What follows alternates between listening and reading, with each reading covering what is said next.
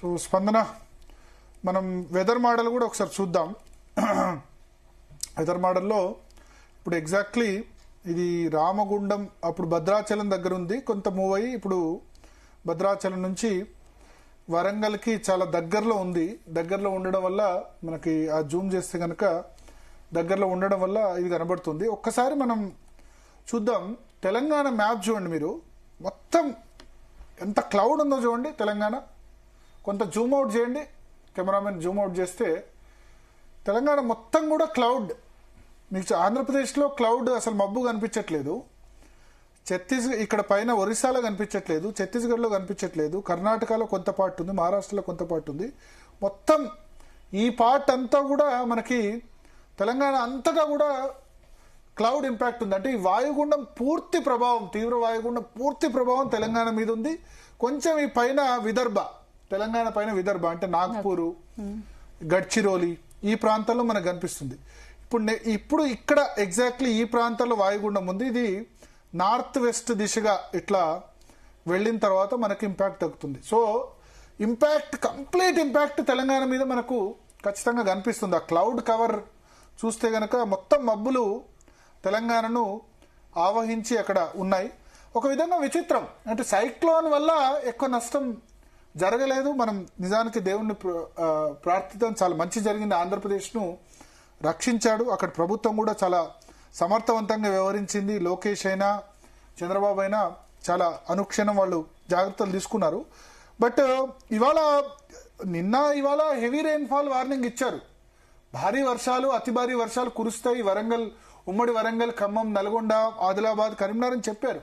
కానీ ఇంత exceptional rainfall ఉంటుంది అనుకోలేదు. ఎక్సెప్షనల్ అంటే 36 సెంటీమీటర్లు అంటే మామూలు విషయం కాదు కదా. 36 సెంటీమీటర్లు అంటే ఇప్పుడు మొత్తం ఋతుపానాల సీజన్లో 72 సెంటీమీటర్లు పడుతుంది. అంటే ఒక ఋతుపానాల మాన్సూన్ సీజన్లో పడే వర్షంలో సగం వర్షం ఒక రోజులో పడితే ఇంకా ఏముంటాయి. వరంగల్ మొత్తం నీట మునిగింది, వరంగల్ నీట మునిగింది, పంట నష్టమే. ఇప్పుడు చాలా నష్టం వచ్చింది. మన ప్రేయర్స్ అంతా కూడా ఇప్పుడు రైతుల మీద ఉండాలి. వాళ్ళు పంట మొత్తం కష్టపడ్డారు పాపం. జూలై, ఆగస్ట్, సెప్టెంబర్లో కష్టపడ్డ మొత్తం కూడా వృధా అయ్యే పరిస్థితి మనకు కనిపిస్తుంది. అందుకనే పంటల బీమా ఖచ్చితంగా ఉండాలి స్పందన. ఎందుకంటే ఇంకొక 4-5 రోజులు, వారం రోజులు అయితే ధాన్యం కొనుగోలు కేంద్రాల్లో ధాన్యం ఇప్పుడు కొనుగోలు చేయాల్సిన పరిస్థితి. చేతికొచ్చిన పంట కళ్ళ ముందట ఈ విధంగా అయితే అది వరంగల్లో ఎక్కువ మనకు మిర్చి, పత్తి, వరి ఇవన్నీ కూడా వరంగల్, ఖమ్మంలో మిర్చి, పత్తి, వరి, ఖమ్మంలో కొన్ని చోట్ల ఆయిల్ పామ్ కూడా ఉంటుంది. మేజర్గా వరి రైతు ఇప్పుడు చాలా తీవ్రంగా నష్టపోతాడు దీనివల్ల. ప్రభుత్వం, అది ఎఫ్సిఐ అయినా, food corporation of India, central government అయినా, స్టేట్ గవర్నమెంట్ అయినా ఆదుకోవాలి. తేమతో కూడిన ధాన్యమైనా కొనుగోలు చేయాలి.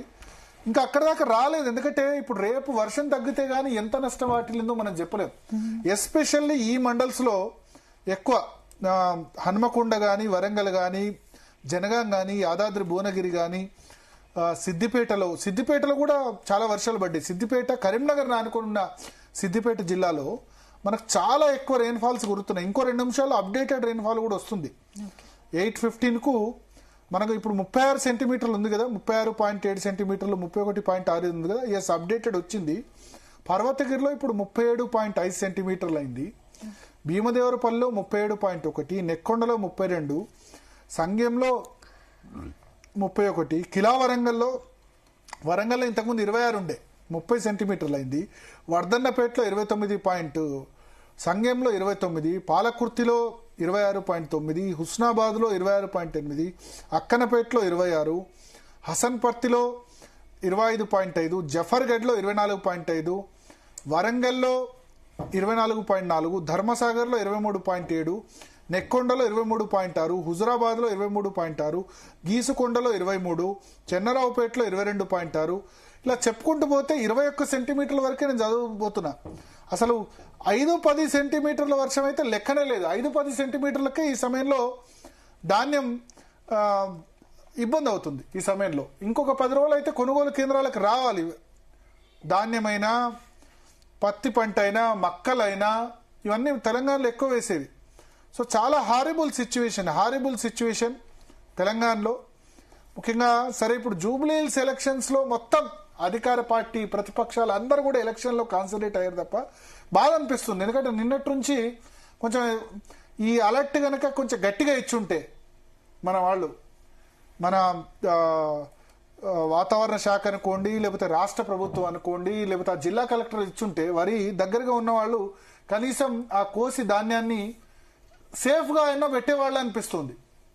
ఎక్స్పెక్ట్ చేయలేదు ఇంత వర్షం పడుతుందని. ఎస్పెషల్లీ ఈ జిల్లాలు, ఈ సెంట్రల్ జిల్లాలు, ఇక్కడ నేను రౌండప్ చేస్తున్న జిల్లాలు జనగాంలో, యాదాద్రి భువనగిరిలో, నాగర్ కర్నూల్లో, మహబూబాబాద్లో, వరంగల్ జిల్లాలో, హన్మకొండ జిల్లాలో, కరీంనగర్ జిల్లాలో, హుస్నాబాద్, సిద్దిపేటలో, కరీంనగర్ ఆనుకొని ఉన్న ప్రాంతాల్లో, రాజన్న సిరిసిల్లలో, ఇంకా రాత్రి ఇప్పుడు పెద్దపల్లి, మంచిర్యాల, జగిత్యాల, ఆదిలాబాద్, కొమరంభీంలో రాత్రి పడుతుంది మళ్ళీ.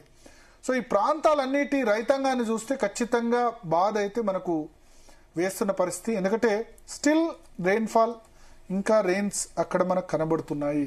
ఇంకా కూడా క్లియర్గా ఒకసారి రాడార్లో కూడా మనం రాడార్ పిక్చర్ చూద్దాం. క్లౌడ్ ఇంకా అక్కడే కనబడుతుంది. ఆ వాయుగుండం స్టేషనరీగా కదలకుండా అక్కడ ఎక్కువసేపు ఉండడం వల్ల దాని ఎఫెక్ట్ మనకు క్లియర్గా తెలిసిపోతుంది. ఒకసారి జూమ్ మనం చేస్తే గనక ఇంకా కూడా ఈ క్లౌడ్, ఈ వర్షం మనకు మ్యాప్ జూమ్ చేస్తే గనక ఇంకా హన్మకొండ, వరంగల్ ఇక్కడ వర్షం కనిపిస్తుంది. జనగామ, ఎస్డిపి అంటే సిద్దిపేట, కేఆర్ఎం అంటే కరీంనగర్, సిరిసిల్ల, తర్వాత పెద్దపల్లి, జగిత్యాల, నిజామాబాద్ జిల్లాలో ఎస్పెషల్లీ హన్మకొండ, వరంగల్, జనగాం, సిద్దిపేట, కరీంనగర్లో భారీ వర్షాలు, అత్యంత భారీ వర్షాలు మనకు కనిపిస్తున్నాయి.